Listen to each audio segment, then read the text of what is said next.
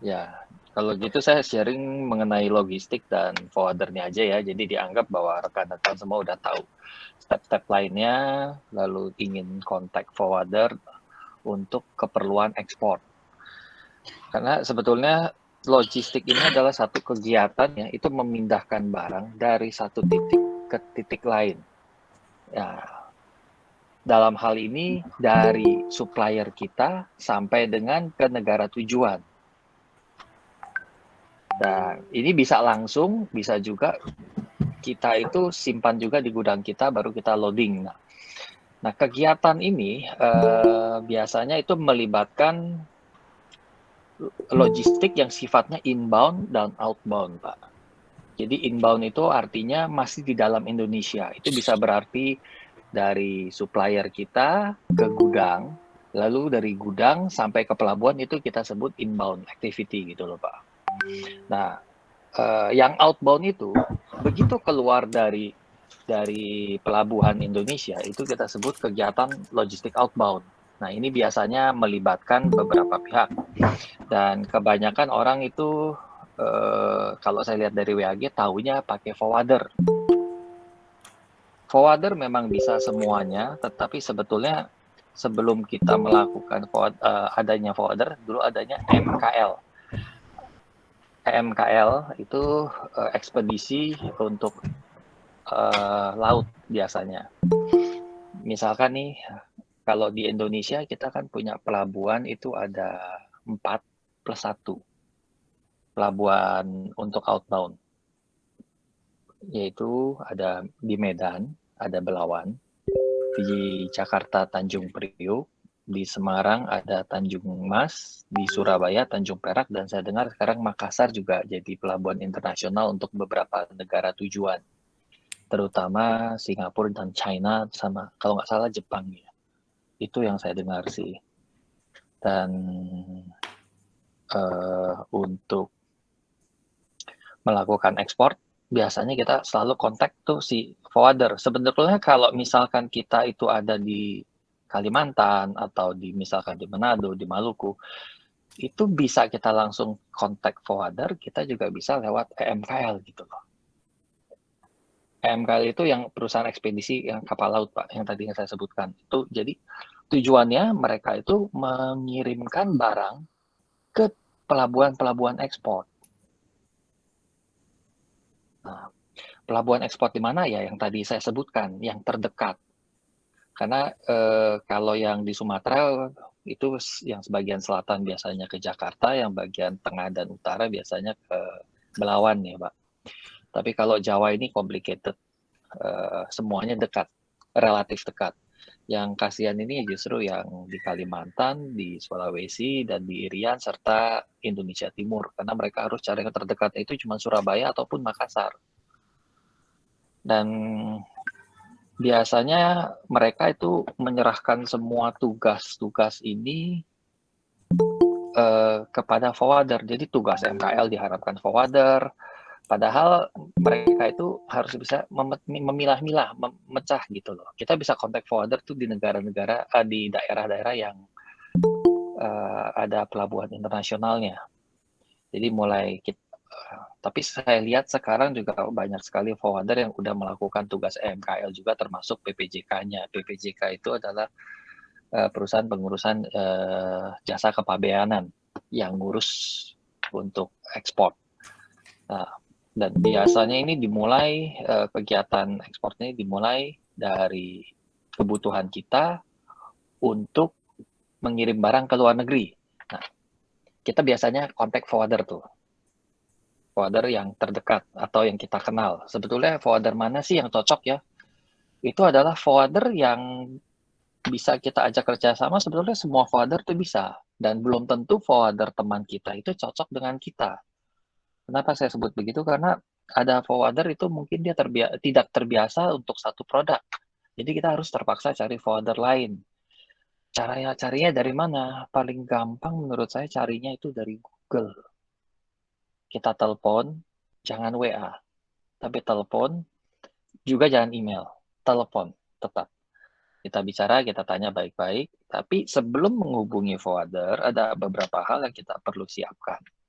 Nomor satu, produk kita apa, komoditinya apa, dan kita kalau bisa juga kita siapkan HS code-nya berapa. Tujuannya apa? Ini supaya forwarder tuh bisa menentukan, oh dia bisa angkut atau tidak. Mungkin dia tidak mau, kalau misalkan ya, saya kan coba fokus di briket. Nggak semua forwarder kan mau main briket, karena menurut mereka repot, itu DG. Ada juga yang memang sudah biasa. Nah, selain kita tahu produk yang kita mau ekspor itu apa, kita harus tentukan juga nih, kita mau loading di mana. Itu juga kita harus siapkan tuh data sebelum mengkontak si forwarder. Mau loadingnya di mana? Misalkan kalau saya di Jakarta, saya punya supplier itu ada di Bekasi. Bekasi itu kan luas ya. Misalkan taruh kata di Cikarang, di Jababeka 1 atau Jababeka 2. Nah, kita kasih tahu aja, nih di Jababeka 1 kita mau loadingnya, saya perlu kontainer ukuran berapa feet. Komoditinya ini, perkiraan beratnya sekian, volumenya sekian. Nah, kita tanya itu ke forwarder, negara tujuannya di mana? Itu juga kita harus tahu. Jangan nanya ke forwarder itu beberapa negara tujuan sekaligus. Ya, bisa sih beberapa, sampai 3, tapi jangan kebanyakan. Nanti akan kesannya kita cuma nanya-nanya harga aja. Takutnya mereka tuh males. Nah, nanti si forwarder itu tentunya akan bertanya lagi ke kita tuh perlunya apa aja. Karena forwarder tuh bisa menyiapkan semuanya. Tapi sebetulnya tugas forwarder itu hanya mengirimkan barang tuh dari lokasi kita loading sampai dengan di port kita dan mengirimkan dokumennya ini ke kita. Itu aja sih. Kalau misalkan undername itu sebetulnya di luar jasa si forwarder, tetapi beberapa forwarder ada yang bisa memberikan jasa undername. Nah, ini yang sering salah kaprah bahwa oh semuanya tanyanya ke forwarder, padahal nggak semua forwarder tuh punya jasa undername. Dan satu perusahaan forwarder yang punya undername produk komoditi tertentu, itu belum tentu mereka punya produk kita yang kita mau ekspor gitu loh. Karena si perusahaan undername ini, dia kan harus mendaftarkan KBLI yang sama seperti kalau kita buka PT sendiri. Dan dia ada listnya tersendiri. Jadi belum tentu kita ini akan bisa mengirimkan lewat undername teman kita. Karena kalau barangnya itu udah berbeda, pasti beda. Makanya kalau mau nanya yang perusahaan undername, lebih baik sih yang komoditinya sama.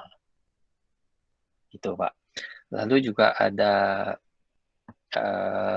biasanya kalau kita udah mau mengirimkan barang, mereka itu akan berikan kita quotation, kita sepakat untuk freight-nya. Nah, kita harus tanya tuh ke forwarder, ini mencakup apa aja. Nah, bahkan kita bisa minta detail. Misalkan, biaya trackingnya berapa, biaya dokumennya berapa. Karena biaya dokumen ini bisa diartikan dokumen bill of lading. Karena setiap forwarder itu pasti dia menerbitkan bill of lading, dan kita harus bayar dengan besaran yang mereka sudah tentukan. Demikian pula biaya tracking. Lalu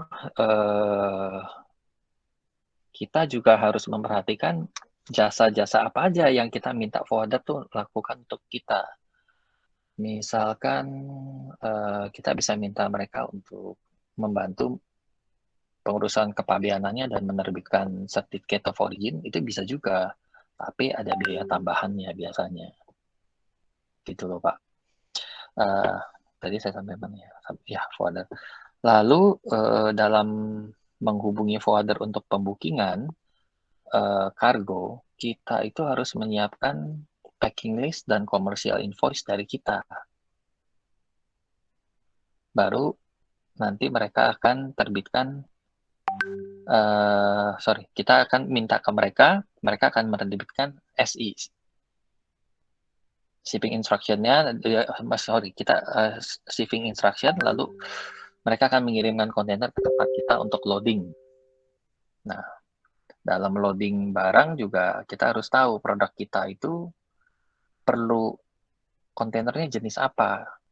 itu juga harus diberitahu ke mana ke forwardernya, Pak. Ya, ke forwardernya. Misalkan kita perlu kontainer river, itu yang pakai pendingin. Dan kita harus kasih tahu suhunya kurang lebih berapa. Misalkan untuk briket 20-24 derajat sudah cukup. Tapi kalau untuk sayur mayur, mungkin dia perlu 0 sampai dengan 4 derajat. Tapi kalau untuk ikan, dia perlu yang di bawah 0, yang minus. Itu bisa semua. Tergantung kita mintanya gimana. Atau bisa juga kita minta kontainer 40 feet. Nah, khusus 20 feet, 40 feet. Dan khusus untuk 40 feet, bila kita itu ekspornya barang-barang yang ringan, tapi bobotnya ringan, tapi barangnya itu besar. Coba kalau kita pakai kontainer 40 feet high cube, mereka sebutnya biasa 40 feet HC ya, high cube, itu bisa menambah kapasitas kontainer 40 feet setinggi 1 feet, 30 cm. Ini lumayan loh.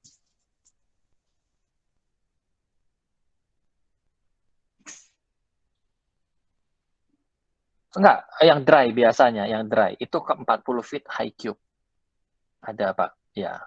HC, ya. Kalau kita lihat di jalan-jalan, ya, kontainer 40 feet yang panjang, yang di atasnya itu ada strip-strip hitam, kuning, hitam, kuning, hitam, kuning, itu high cube. Kalau nggak ada hitam, kuning, itu kontainer biasa. Gitu loh, Pak. Lalu mana yang paling bagus? Ya nggak ada yang paling bagus. Yang paling bagus yang sesuai dengan kebutuhan kita gitu loh. Kan kita juga harus memperhatikan kargo yang akan kita kirim. Seperti tadi yang saya bilang bahwa untuk briket kan perlu kontainer river. Perlu nggak terus-menerus? Menurut saya sih nggak tahu.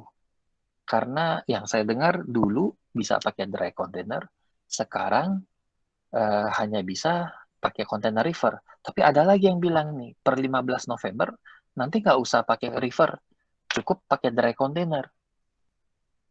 Nah, jadi peraturan itu di forwarder ataupun di pelayaran ini selalu berubah-ubah. Kita harus gimana dong? Kita harus tanya forwardernya. Sekarang bagaimana? Nanti bagaimana? Harus selalu update dan nggak ada yang fix gitu loh, Pak. Jadi kalau udah di pabrik, ya itu mereka akan pakai jasanya mereka dan mereka tuh harus sampaikan gitu loh, apa namanya. Ini maaf ya kalau nggak nyambung nanti ya. Jadi saya tadi balik lagi ke Pak Yudi pertanyaannya bahwa paling baik loadingnya itu di mana? Loadingnya itu bisa di gudang kita, bisa di gudang supplier kita. Mana yang terbaik? Kalau kita punya gudang, di gudang kita. Tapi menurut saya, kalau tempat supplier itu bisa loading, lebih baik di tempat mereka. Dan kita negonya itu minta orang mereka yang bantu untuk loading ke kita, loading barang-barangnya gitu loh. Kalau itu kan jadi harga jual mereka itu sudah termasuk dengan biaya loading ke kontainer, Pak. Jadi itu menghemat sekali.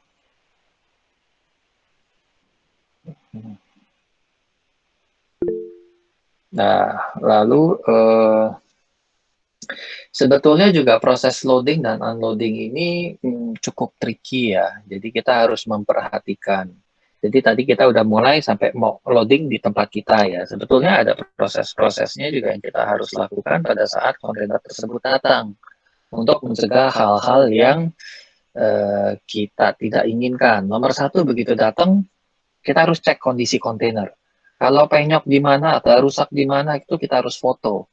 Kalau kondisinya terlalu jelek, kita berhak loh mengembalikan. Dan ini kita harus sampaikan juga ke forwarder, Pak, kalau kontainernya itu jelek, saya akan balikin loh. Tujuannya apa? Supaya si forwarder ini memesan supirnya, perusahaan pengangkutannya untuk ngambil kontainer yang baik. Karena kalau dipilihkan dengan kontainer yang jelek, mereka tuh bisa menolak untuk ditukar, gitu loh, Pak. Karena masalahnya gini, Pak, kalau kita dapat kontainer jelek lalu bersalah, ada lubang atau apa, itu akan berpengaruh ke barang-barang yang akan kita loading. Misalkan ada kejadian ya, kontainer lantainya retak, bolong. Itu kalau hujan atau ada badai, air bisa masuk dari situ. Bahkan kalau barang kita kering, kalau barang kita misalkan barang yang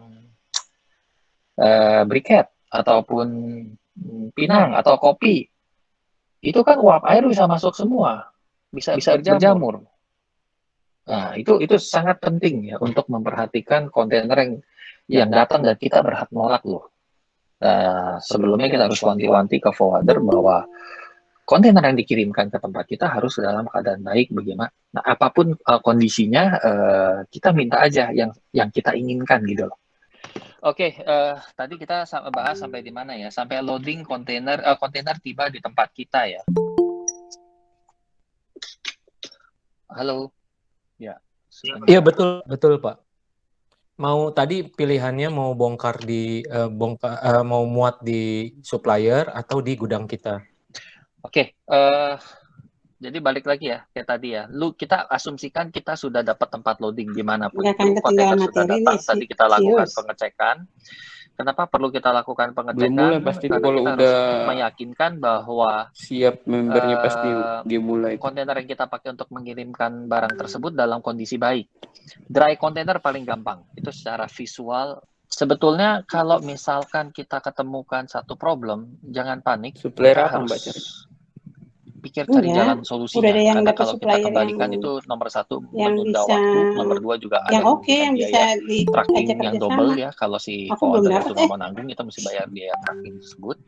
Tapi kalau misalkan hal-hal tersebut itu bisa di-handle oleh kita lakukan handle di tempat kita. Misalkan kayak lantainya itu nggak rapat.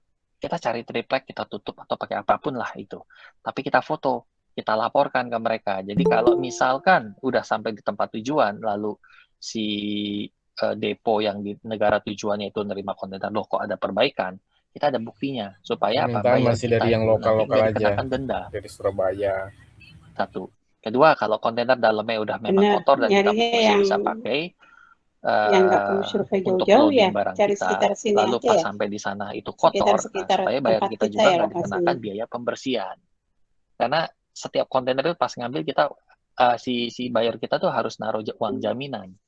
Seperti saya import, tiap kali import saya mau narik kontainer itu kita harus bayar uang jaminan kontainer. Nah, itu satu. Itu kalau yang dry container cuma secara fisik. Kalau kita pakai kontainer river, kita harus cek itu kontainer river secara fisik dan secara fungsi. Nah, kalau itu barang yang kita pakai itu misalkan suhunya cuma 20 sampai 24 derajat, kita minta set mereka sampai suhu 15 derajat. Sampai kalau kontainer tersebut tiba, kita suruh dia tes sampai 15 derajat, dia mati, kita buka, kita ukur aja suhunya. Oh, mencapai artinya 20 derajat tidak masalah. Tetapi kalau kita mau mengirimkan misalkan buah dan sayur, kita harus cek kontainer tersebut, tidak ada cacat, lalu nggak ada lantai yang bolong, biasanya sih nggak ada kalau kontainer river. Kita harus nyalakan itu, ngetes si kontainer tersebut, didinginkan dulu sampai berapa? Sampai -1, -5. Kan kita maunya 0 sampai 5 derajat. Kalau dia udah dingin, kita baru buka lagi kontainer, kita cek suhunya benar nggak. Kalau dia benar bisa -5 atau di bawah 0, sedangkan kita mau 0 sampai 5, artinya kita bisa pakai kontainer ini.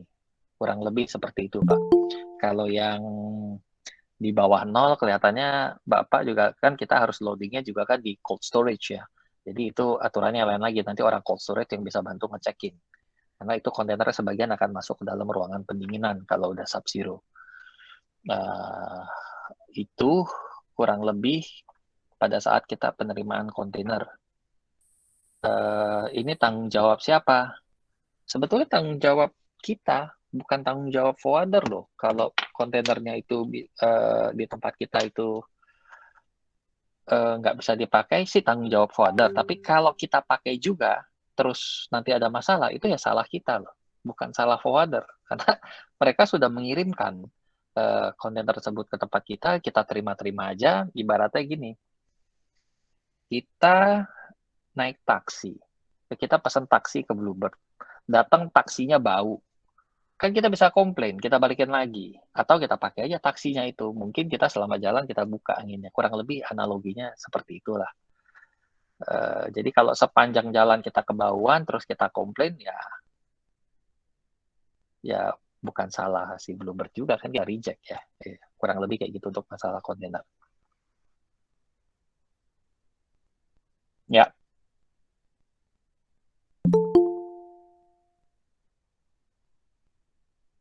Oh iya, bisa reschedule. Karena begini, Pak, kalau kita booking kontainer, itu biasanya mereka itu kasih tahu kita, kapan closing date, kapan ETD. Kapan opening, kapan closing, kapan kapal itu berangkat. Kalau kita pilihnya mepet-mepet, ya udah, kita bisa miss. Apalagi zaman sekarang nih. Zaman sekarang freight mahal, lalu biasanya itu dapat freight murahnya itu udah mepet-mepet. Misalkan, pagi-pagi ditelepon, closing date-nya nanti malam. Kita mau nggak kontainer nih dikirim sekarang gitu. Mungkin ada orang yang batal ya. Atau besok, nah, dia bilang. Karena rate murah itu biasanya udah mepet. Kalau yang rate mahal, di awal-awal. Saat ini ya, kita bicara untuk saat ini. Karena saat ini boleh dibilang sewa kontainer itu maksudnya freight, itu mereka di awal-awal mereka lelang tuh untuk tujuan-tujuan favorit. Wanipiro, yang berani mahal, dia yang bisa bayar. Dan kadang-kadang ada forwarder nakal juga yang memang mereka nge-up-nya itu tinggi. Misalkan ke yang gampang kemarin ke Long Beach, saya nanya teman saya yang forwarder, Long Beach berapa duit? Dia cari-cari, dia bilang 16.000. Wah, lumayan ya, freight itu bagus. Karena saya nanya yang lain 18.000. Saya bilang kok bisa jauh banget ya? Ya mungkin dia mau nguntungin, ngambil kesempatan dalam kesempitan, dia naikinnya $1.000. Kalau dia mah biasanya satu kontainer 40 feet itu ke Amerika dulu dia ngambil untung $100. Sekarang dia ngambil untung $200. Tapi forwarder yang lain tuh bisa ngambilnya $1.000. Karena kalau nggak mau nggak apa-apa, saya kasih ke orang lain. Dan memang kalau kita miss, ya mungkin bisa nunggu 4-5 hari, mungkin seminggu. Kadang-kadang juga kita udah loading pun, bisa-bisa ya nanti pas transshipment di Port Kelangnya ataupun di Singapurnya itu delay gitu loh. Jadi kalau bisa sih untuk saat ini jangan balik-balikin kontainer, jangan batal-batalin loading. Karena saya dengar ada beberapa kasus pembatalan itu sama dengan 100% dari biaya freight. Itu ada yang seperti itu untuk negara tujuan favorit. Jadi nih misalkan ke Amerika, tiba-tiba kita batalin nih, itu freight-nya 17.000, kita tetap mesti bayar $17.000 saat ini. Kalau dulu mah enggak, itu cuma berapa ratus dolar gitu loh.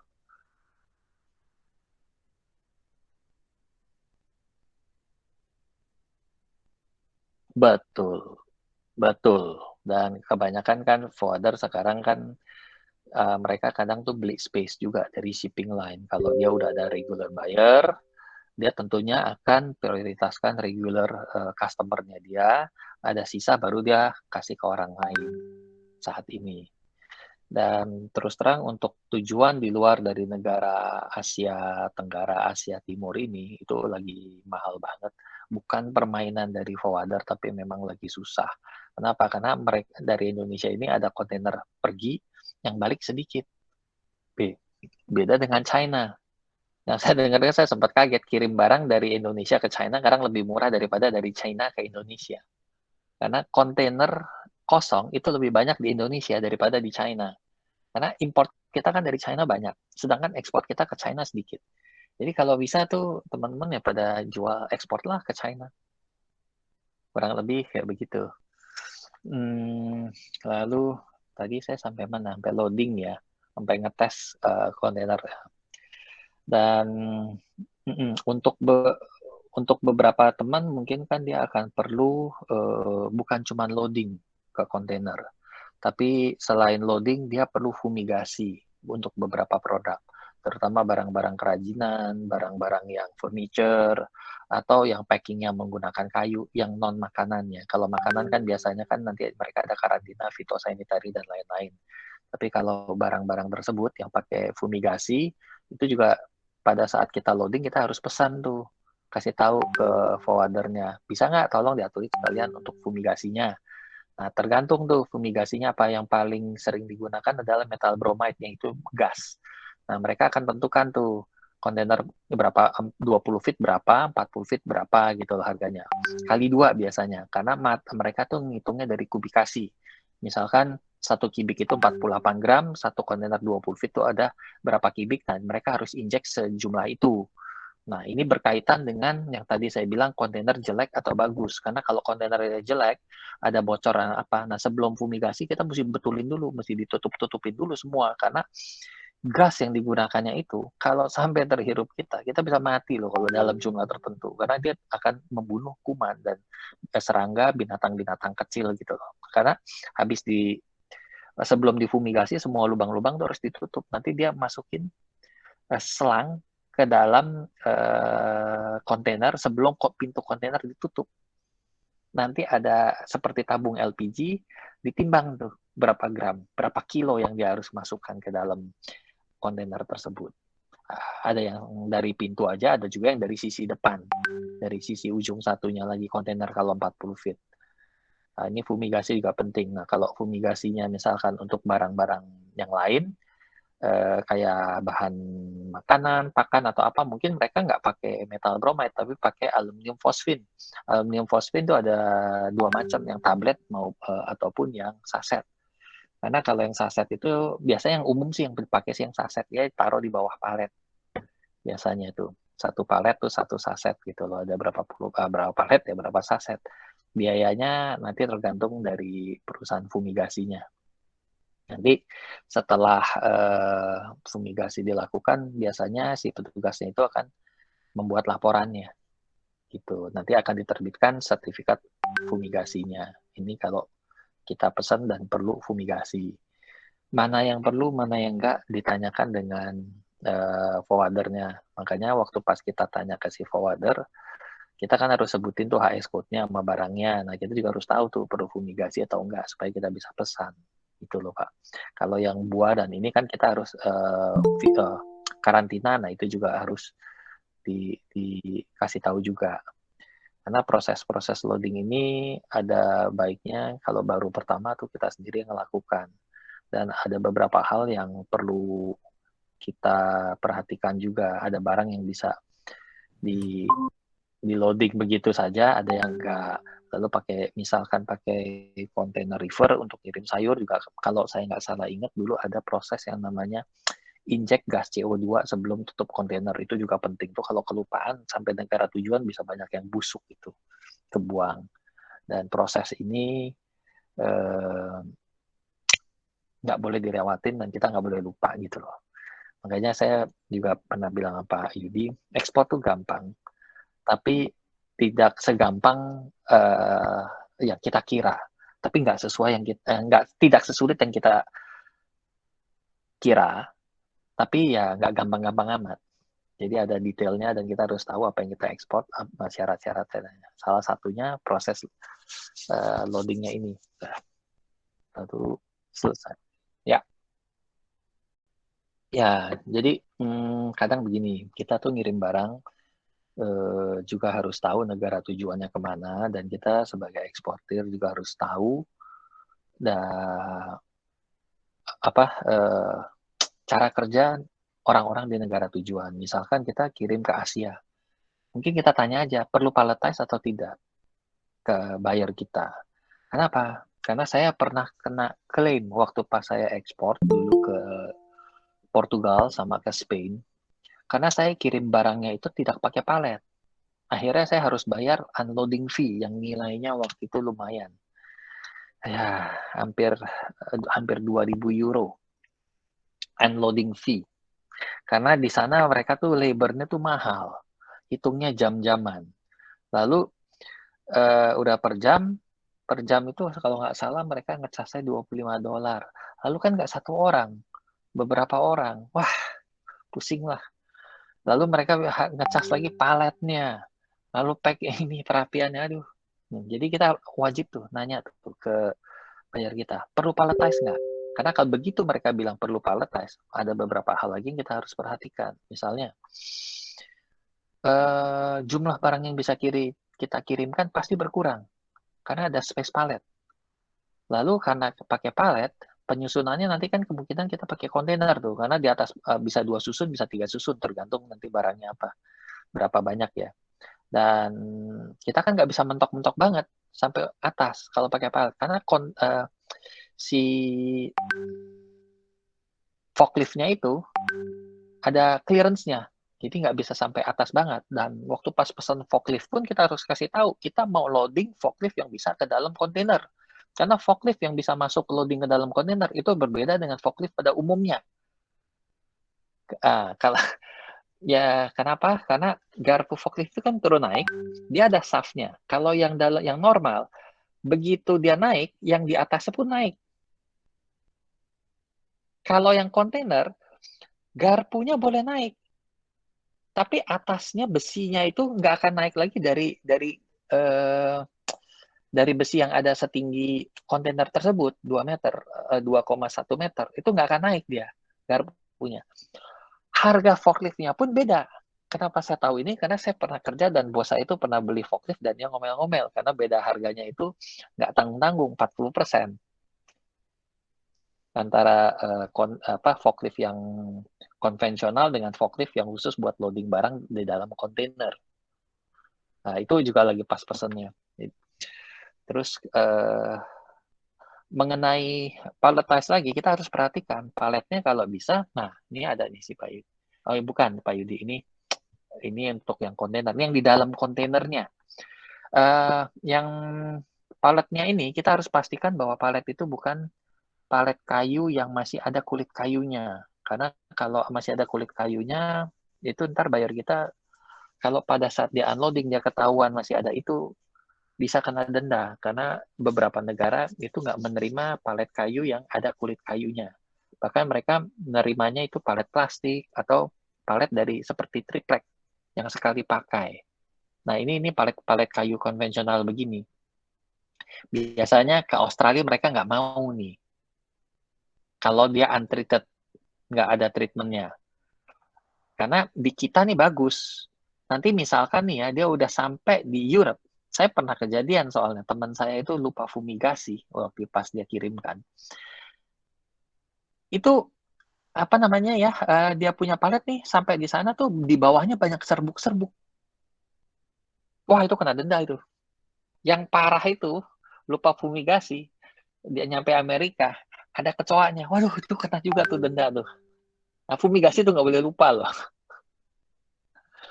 Ya, karena kalau sampai lupa fumigasi dan harus fumigasi, itu celaka. Nah, ini palet plastik yang umum dipakai, cuma lebih mahal ya biasanya. Tapi sekarang ini nggak perlu, lain lagi Pak. Kalau berdasarkan paletnya nggak perlu fumigasi, nggak tahu produknya. Bisa dong. Tapi kalau produknya udah fumigasi, kita pakai palet kayu yang bersih, yang tidak ada kulit kayunya, lalu kita tetap fumigasi. Gitu.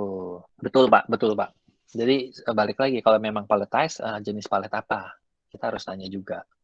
Ini penting, kecil tapi penting. Harus masukkan. Betul. Jadi begini, biasanya ya, kalau misalkan, nih saya kan ada inquiry ya, saya nggak bisa share sih, tunggu sebentar. Saya tuh biasanya kalau import barang, itu dikenakan biaya, macam-macam biaya. Sebentar, ini kalau sebentar nih sambil saya buka aja deh. Nih ya, kita tuh kena package cost. Itu bisa palet, bisa box. Itu karena saya pesen barangnya itu biasanya sih CIF. Tapi saya bilang you fokus di FOB. Nanti CIF freight-nya itu bisa berubah-berubah sesuai dengan rate yang berlaku. Nanti itu ada port charges, ada inland freight, ada package cost. Nah, package cost-nya ini yang berupa palet maupun box. Nah, kalau pakai palet, hitung juga tuh kalau kita perlu master box, terus perlu apa lagi, itu semua dimasukin ke dalam package cost. Begitu Pak, itu buat menghitung FOB-nya secara total. Kalau palet udah kita tentukan, kita bisa beli palet yang sesuai dengan kebutuhan kita gitu loh. Bisa palet kayu, bisa palet plastik. Itu kita harus, itu nggak akan balik, itu expense, itu biaya packaging. Lalu kalau udah selesai kan nanti kontainer kan dikirim ke Siwai ya, ke container port. Nah, udah jalan, nanti si forwarder itu bisa juga yang bertindak sebagai PPJK, mereka akan masukkan tuh PEB, pemberitahuan ekspor barang. Dan untuk beberapa produk komoditi tertentu, kita bisa masukin PEB kalau udah memenuhi semua persyaratan yang ada. Kalau pada umumnya sih ya tinggal masukin commercial invoice, packing list, dan lain-lain gitu ya untuk pemberitahuan ekspor barang. Tapi kalau untuk barang-barang tertentu yang ada bea keluarnya, itu dibayar dulu. Kalau nggak bisa. Misalkan palm acid oil, CPO, itu mesti bayar dulu tuh bea keluarnya. Ataupun minyak goreng. Kan ada kan bea keluar untuk minyak goreng. Itu dibayar dulu, baru nanti PEB-nya bisa clear. Nah, udah ada PEB-nya, ya kita bisa ekspor. Nanti si forwarder tuh akan nyiapin draft BL yang kita setujuin. Nah, ingat, draft BL itu kita harus baca. Jangan sampai salah alamatnya, salah nomor, salah apa, karena yang namanya packing list, commercial invoice, draft BL itu semuanya harus sama. Kalau nggak sama, nanti customer kita lagi pada saat clearance akan mengalami masalah. Nah, ini banyak orang bilang ini kan tugasnya forwarder. Enggak, itu bukan tugas forwarder. Kalau sampai salah tuh salah kita, karena kita tuh nggak ngecek. Jadi jangan semuanya ditumpuk di forwarder. Forwarder itu cuman ngisi data dari yang kita berikan gitu loh. Dan kalau forwarder sampai salah, ya kita harus koreksi. Kurang lebih kayak gitu Pak. Nah, tapi kan ada yang bilang juga, wah tapi kan saya undername-nya udah pakai jasa forwarder juga, forwarder yang cariin. Undername bukan urusan kita dong. Wah, enggak juga. Yang punya barang kan kita, yang tahu barangnya kan kita. Kalau si undername itu salah ketik, salah kategori, kita harus perbaiki. Karena biasanya kan pada saat kita pakai jasanya si undername, mereka tuh buat MOU loh ke kita yang menyatakan bahwa mereka melakukan pengiriman barang, segala sesuatu biaya ataupun apapun itu yang timbul di kemudian hari itu tanggung jawab kita. Misalkan nih, dia salah declare dari barang kita. Yang tadinya kita bilang minyak goreng kelapa sawit, dia cuma tulisnya minyak goreng kelapa supaya nggak bayar bea. Tiba-tiba ketahuan bahwa itu minyak goreng kelapa sawit sama bea cukai misalnya. Itu kan kena denda kan? Yang bea cukai akan kenakan denda ke siapa namanya? Kita punya undername tuh bakal ingin ke kita lagi. Semuanya balik ke kita loh. Jadi jangan bikin salah dia, yang ketemuan kita nih, eksportir nih. Plus lagi, kalau yang namanya misdeclare itu bisa ada tuduhan penyelundupan ya, kalau mereka itu sampai separah itu. Misalkan kesel atau apa, itu hukumannya pidana ya, kalau penyelundupan, penggelapan soalnya, penggelapan pajak. Demikian pula untuk barang lainnya kayak briket juga tuh kalau sampai misdeclare juga itu berapi. Salahnya salah siapa? Salah ya pastinya salah kita lah yang ekspor barang. Bukan salahnya si forwarder, bukan salahnya si undername. Jadi kita yang harus teliti. Jadi nggak boleh tuh dilepas tangan aja tuh semuanya ke forwarder. Itu bisa sumber masalah. Itu aja sih dari dokumen. Nah, balik lagi ke yang dokumen PIB. Kalau PIB udah selesai, udah bisa jalan, kita dikasih draft BL, kita cekin semua. Kalau semua udah benar, kita bisa minta mereka issue BL. Kalau untuk amannya sih BL-nya BL yang normal aja lah, yang konvensional, yang pakai original copy gitu loh. Jangan surrender ataupun telex release, karena begitu surrender telex release buyer kita tuh bisa clearance, bisa ngambil kontainer itu tanpa menunjukkan BL original gitu Pak. Dan sebenarnya bill of lading ini juga menjadi dasar untuk si forwarder meng-apply yang certificate of origin yang sesuai dengan negara tujuannya. Dan kita biasanya sih mereka udah tahu lah certificate origin apa yang diperlukan untuk negara apa. Bisa, jadi itu kalau sampai salah itu murni salah mereka, bukan salah kita. Karena kalau sampai salah ya artinya dia juga salah tulis tuh di BL. Karena udah pasti kalau Amerika pasti form A, kalau ke Cina pasti pakai form E, kalau ke negara ASEAN pasti pakai form D. Jadi kalau sampai salah itu bukan salah kita kok, itu salah pasti orang yang ngebikin si nya dalam hal ini si forwardernya. Dan biasanya kan ditegur juga sama dia cukainya sih, bukan yang menerbitkan form E-nya itu. Nah, for certificate of origin, maaf. Sebenarnya pembuatan certificate of origin juga tuh harus tanya ke si buyer kita, ada special request nggak untuk certificate of origin. Kalau yang umum-umum kan certificate of origin itu barangnya semua harus sama persis dengan commercial invoice. Nggak boleh beda deskripsinya seperti apa. Nah, dan ada juga nih ya, seperti Indonesia itu mewajibkan di setiap akhir dari semua deskripsi barang itu harus disebutkan made in mana. Karena saya seringnya itu import barang dari China, mereka tuh setelah ditutup si certificate of origin paling bawah tuh harus ditulis made in PR China, People's Republic of China. Karena kalau China aja orang sangka itu Taiwan. Taiwan juga kan China untuk orang bea cukai ya, kalau yang ngeyel. Jadi kita harus tulis tuh made in People's Republic China, terus manufactured by siapa. Itu request dari untuk Indonesia.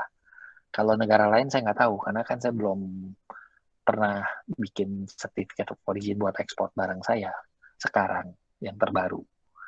Kalau dulu ke Australia, waktu pas saya ekspor ke Australia, mereka nggak perlu itu. Bahkan komersial invoice nggak perlu original, cukup copy. Kalau di Indonesia kan harus semuanya original. Nah ini semua kamu harus kita tuh harus komunikasikan dengan buyer kita gitu loh. Nggak boleh sembarangan. Ini yang mengenai certificate of origin. Saya rasa itu aja. Tergantung Pak, supplier kita di mana, gudang kita di mana. Kalau misalkan nih supplier kita adanya di Bandung, gudang kita ada di Marunda, ya jelasnya Marunda lebih dekat. Tapi kalau misalkan gudang supplier di Marunda, gudang kita ada di Bekasi, ya mendingan di gudang supplier dong. Jadi mana yang terdekat ke pelabuhan? Ya, oleh karena itu kan kalau misalkan kita punya supplier ada di mana ya? Di Jogja. Jogja kan bisa ada 3 nih pelabuhannya nih. Jakarta, Semarang, Surabaya. Nah, Semarang itu kan terbatas kapal. Biasanya kapal tuh ada di Jakarta dan Surabaya. Nah, harga FOB Jakarta, Semarang, Surabaya itu beda-beda kalau dari supplier. Gitu, Pak. Misalkan nih ya, kita tuh dealnya FOB sama supplier sebenarnya sih nggak terlalu takut. Itu semua kan biaya udah dibayarin sama si supplier kita. Yang ribet itu kalau kita export. Kita harus hitungin, karena misalkan nih ya, tempat supplier nggak mungkin loading. Nah, kita mesti cari tuh tempat loading yang di dekat supplier itu di mana. Nah, misalkan di satu tempat, nah jauh nggak? Kita harus berapa kali tuh lansir pakai truk apa? Nah, memungkinkan nggak gitu loh. Misalkan di Bali, itu kan ribet Pak. Kalau misalkan suppliernya ada di dekat Ubud, tapi Ubudnya bukan yang Ubud yang desanya, yang kotanya, tapi yang agak ke atas. Nah, kan kita mesti lansir tuh. Ribet kan, Pak? Iya, pakai truk kecil. Iya. Padahal ke Ubud ya kontainer udah susah. Jadi kita mungkin lansirnya sampai Denpasar, loadingnya di Denpasar. Itu. Betul. Iya. Iya. Atau misal di Bandung gitu loh. Tapi bukan Bandung kota, Bandungnya yang di atas gitu. Kan susah kan. pakai kontainer. Jadi ya itu semua harus diperhitungkan kalau pakai export. Kalau FOB mah tenang, itu mah ada tanggung jawabnya supplier. Termasuk biaya trackingnya juga yang bayar supplier. Ya, pokoknya FOB itu kita itu tidak bisa menentukan apa-apa tanpa kesepakatan dengan si buyer. Karena misalkan gini Pak, kita deal udah harga FOB, itu si buyer berhak loh menominasikan, istilahnya menunjuk harus pakai si forwarder ini. Karena kemungkinan mereka tuh udah ada agreement dengan forwarder di negaranya mereka untuk jumlah quantity tertentu. Jadi dia dapat rate yang spesial. Jadi kita harus pakai forwardernya dia. Itu bisa terjadi. Yang enak itu kalau si buyer itu bilang terserah deh. Seperti saya kalau import barang, saya dealnya FOB, tapi giliran kita itu mau kirim barang, saya bilang terserah, you tunjuk aja siapa, nanti saya akan kontak gitu loh. Jadi mereka yang cariin. Kenapa saya begitu? Karena saya booking di Indonesia harga lebih murah, tapi space nggak dapat dulu nih tahun kemarin nih dari bulan November. Tapi saya kemahalan $150 dengan forwardernya mereka. Space dapat, tapi belum tentu jalan. Suka delay, tapi pasti dapat space. Tapi kalau dari sini lebih murah, tapi nggak dapat. Nah, jadi ini semua kesepakatan. Tapi biasanya kalau kita bayarnya Eropa, Amerika, terutama perusahaan gede, mereka tunjuk forwardernya di sini. Nah, inilah yang tadi saya bilang. Ya, mereka punya agent, kita harus pakai dia, mau nggak mau, gitu loh. Jadi kita harus pakai dia. Tapi bukan berarti dia bisa semena-mena, gitu loh. Kita juga bisa cari-cari yang lain. Kita bisa negosiasi. Iya, oleh karena itu, kalau menghitung harga FOB, jangan seperti matematika saklek. Jadi matematikanya, jadi begini Pak. Misalkan dari Tanjung Priok sampai ke loading itu di mana? Misalkan di Pangandaran. Saya dapat quotation ada yang 7,7 juta, ada yang 8 juta. Bapak pakainya angka berapa? 7,7, 8 juta. Kalau saya pakai angka 9 juta. Yang lebih mahal. Jadi yang termahal saya tambahin lagi. Ada spare-nya. Lalu misalkan nih dengan biaya BLV 50 sampai 65. Kita masukinnya 70 atau $75. Kita lebih-lebihin semua. Buat apa? Nanti kalau pas nominasi si itunya memang mahal atau ada biaya-biaya lain lagi, biaya telex lah, biaya inilah, biaya itulah, kita udah ada spare. Jadi nggak usah terlalu hitungan lah. Kalau saya bilang ya cincai lah. Iya, betul. Spare. Jadi begini Pak, ini kita balik lagi kan tadi kan sampai siapa yang mesen. Jadi belum sampai ke situ. Yang pesen itu tetap kita. Jadi kita yang harus pesan ke forwarder. Nanti karena yang tahu kargonya itu siap kapan itu kan kita. Kita pesan, nanti dia akan kirim kontainer. Nah pada saat loading ada kemungkinan kan barang itu rusak, ada kemungkinan nggak muat. Nah kalau nggak muat kita harus revisi. Kita punya commercial invoice sama packing list dikurangin tuh. Nanti kita harus kasih tahu si forwarder supaya PEB-nya berkurang lagi. Direvisi juga, itu akan berefek itu semuanya. Gitu Pak. Dan juga kan kalau ada teman-teman yang mainnya komoditi kayak kokopit, fiber ataupun semua komoditi yang tadinya dikeringkan gitu, itu juga harus ada yang kita jual berdasarkan berat, itu harus memperhitungkan tuh kita loading berapa sampai di tujuan kurang lebih berapa. Jadi kalau bisa sih lebih sedikit karena kan biasa menyusut ya barang tersebut. Karena kan di laut itu kan panas, air bisa menguap. Tadinya misalkan kita kirim 18,1 ton, bisa aja sampai di tempat tujuan tinggal 17,8 ton, 17,9 ton maksudnya gitu loh. Jadi kurang kan 200 kilo. Itu bisa aja terjadi susut kalau barang-barang komoditi. Makanya dilebih-lebih dikit nggak apa-apa lah.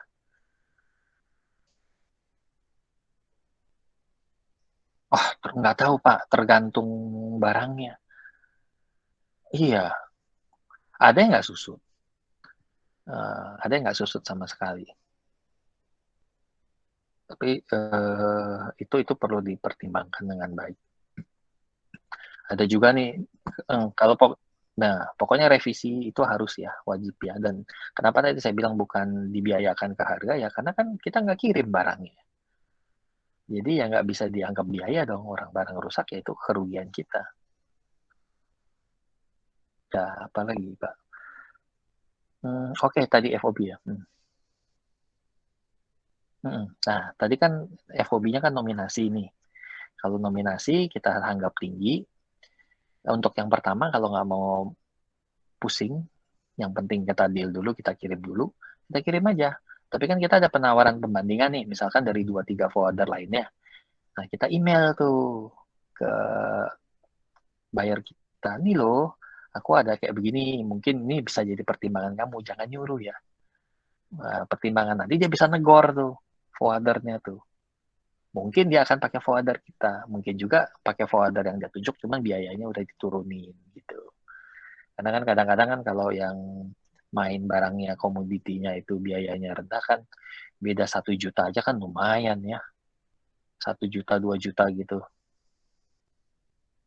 Oke, ya kasih tahu buyer kalau kita dry container sih saya masih tenang, barang saya kan dry container, saya pernah tuh barang saya nangkring di Shanghai 2 minggu.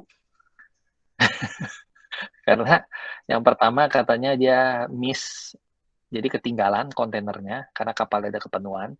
Yang kedua itu pas mau jalan kapalnya ditunda karena ada latihan perang di dekat Selat Thailand, jadi nggak boleh jalan. Nah, jadi 2 minggu. Nah, yang celaka itu kalau yang pakai kontainer river. Nah, itu harus pastikan tuh barang Anda tidak rusak, kontainer rivernya itu cukup itunya, listriknya dicolok listrik atau apa, dicek aja. Pengiriman barang ke China itu ada yang direct vessel, ada yang pakai transshipment. Kalau transshipment itu udah pasti lebih lama karena biasa transshipment yang dari Indonesia ke China itu yang paling populer itu 2, di Singapura dan di Port Klang. Tapi kalau saya lebih senang yang direct, dalam arti kata langsung ke Indonesia dari China karena kan saya import ya Pak. Karena ada masalahnya lagi nih. Ada aturan dari custom Indonesia kalau import, kalau transshipment itu harus ada pengesahan dari Transshipment Authority untuk COO-nya. Jadi saya selalu minta kapal direct. Karena kalau tidak direct, COO-nya tidak berlaku. COO tidak berlaku, saya harus bayar biaya import yang lebih tinggi. Oleh karena itu ini juga penting dikomunikasikan oleh buyer Anda. Perlu direct nggak? Kalau perlu direct, ya kirimlah pakai direct. Tapi biasanya kalau negara Eropa, Afrika nggak ada yang direct tuh. Amerika mereka nggak seketat kita. Kalau kita Indonesia untuk import itu dipersulit. Kalau ekspor dipermudah. Makanya saya mau ekspor. Ya, Pak Win, melanjutkan tadi yang Pak Ya. Win sampaikan, ada 2 hal yang saya minta tolong Pak Win perjelas kembali. Untuk yang pertama Ya. tadi mengenai kalau untuk produk-produk yang ada kemungkinan itu nanti kering dalam perjalanan, jadi kita akan berikan spare. Nah, kalau berikan spare yang tadi Pak Win sampaikan masukannya untuk ditambahkan, itu berarti nanti tidak sesuai dengan packing list ya Pak? Karena beratnya berubah gitu Pak. Ya kan ada gross weight, ada net weight Pak. Jadi main di kita bisa buang di gross weight. Kita bisa buang di gross weight. Jadi kita lebihin juga nggak masalah gitu loh. Kan nilai invoice-nya kita langsung fixin sekian gitu loh. Kalau ini kan biasanya kan barang satu, biasanya kayak begitu komoditi misalkan kopi, cocoa fiber, lalu kopi atau apa. Tapi kopi mah jarang susut ya. Siap. Lalu kalau sudah mencapai batas maksimal dari berat satu kontainer Pak Win? Ya nggak bisa. Oh ya satu lagi, kontainer kalau bisa tuh jangan sampai over dari berat yang diperbolehkan untuk diangkut biasanya 30 ton untuk 40 feet ya. Karena kalau sampai ketahuan itu bisa kena denda. Bisa kena denda di port kita, yang kalau di port Indonesia mah mungkin kontainernya dibalikin suruh diturunin lagi, diambil barangnya. Itu pernah kejadian. Kalau di tengah-tengah di Singapura, nah ini yang sedap, kena denda beberapa ribu dolar. Baik, Barangnya mesti dikeluarin lagi. baik Pak Kalau Win. sampai pernah kejadian dulu, sampai rusak krennya, biaya perbaikan kren kontainer juga akan dibebankan ke pemilik barang. Pernah kejadian dulu sekali ya. Ini mah kejadian saya masih kerja dulu, tahun 2000. Siap Pak Win. Berarti kalau sudah mencapai di angka maksimal batas berat dalam satu kontainer, berarti Ya, dengan kata lain kita menjualnya berarti jumlahnya dikurangi ya Pak Win. betul. Untuk memberikan spare ada kemungkinan dalam perjalanan tersebut terjadi pengurangan berat ya Pak atau penguapan. Oh, nggak mungkin, tergantung. Biasanya soalnya yang overweight itu pasti besi, barang-barang logam, ataupun batu, atau apa gitu, berat. Kalau yang tadi saya sebutkan barang ringan. Oke, Barang ringan komoditi yang ada kelembapannya. siap Pak Win. Lalu satu lagi Pak Win, itu mengenai FOB mungkin boleh dibantu Ya, perjelas lagi Pak Win. Yang FOB tapi yang menentukan kapal dari pihak kita gitu. Itu berarti berbeda dengan cara prosedur import ya Pak ya. Maksudnya kalau yang ekspor sama aja. Sama aja. Itu kapal kan selalu yang booking kita, yang menentukan kapal itu siapa, forwarder siapa, itu berdasarkan kesepakatan kita dengan buyer. Kalau si buyer pingin pakai forwarder dia, ya karena terms FOB, ya sudah. Kita ngikut pakai forwardernya buyer aja. Tapi kan kita bisa negosiasi. Kalau si buyer mau dengan kita punya, mungkin kita bisa kasih quote yang lebih murah, ya boleh sah-sah aja. Tapi biasanya ya, kalau yang namanya nominasi, itu pasti lebih mahal daripada yang kita kenakan di sini. Karena si forwarder yang buyer kan kasih harga kan murah. Nah, itu biaya biasanya ditumpukin ke kita. Gitu loh. Demikian pula sebaliknya. Kalau kita itu pakai forwarder kita, ntar si buyer itu mungkin biayanya lebih mahal. Karena ada yang namanya agency charges, agency fee istilahnya mereka. Nanti ada transfer fee, bank transfer fee itu antar forwarder. Itu fee-nya semua tuh di siapa yang bayar, dia yang ini yang ditumpahkan ke siapa. Kalau yang bayar itu si bayar kita dapat rate murah, ya kemungkinan jatuhnya ke kita gitu. Mungkin biaya-biaya di Indonesia si yang sana nggak mau nanggung gitu. siap. Kalau kita dapat rate murah, ya mungkin biaya-biaya negara sana yang di sini nggak mau nanggung, jadi yang sana mesti bayar gitu loh Pak. Siap Pak Win. Ya, Pak Win, kalau seandainya dealnya itu di FOB, ya. lalu keuntungannya apa Pak? Kalau kapal saat ini saya amat sangat nyaranin deal di FOB aja deh. Ya, kalau enggak kita sebagai eksportir bisa terlibat di trade yang sekarang. Kalau tiba-tiba naik, kalau tiba-tiba turun, saya sih seneng. Tapi kan nggak mau gambling kan. Jadi kita harus bicaranya ke mereka. Berhubung dengan trade yang sekarang tidak menentu dan sedang tinggi-tingginya, daripada nanti kita ribut soal trade yang turun. Kayaknya susah sih turunnya kayak awal tahun depan. Lebih baik kita deal di FOB aja. It's for your own good, bilangnya gitu. Considering the current situation with a very high freight cost and there is a tendency to be reduced in the near future, why don't we deal in FOB? Gitu aja. It's for the benefit of yours and to avoid arguments between us regarding the reduced freight cost. Gitu aja. Pokoknya gini loh, ngomongnya itu jangan seolah-olah itu demi kepentingan kita, tapi buat kebaikan dia, kemungkinan yang bisa benefit buat dia. Sebetulnya sih buat kita, tapi kan kita kasih taunya buat dia. Biar lebih enak lah Pak, dan dia setuju gitu loh. Baik.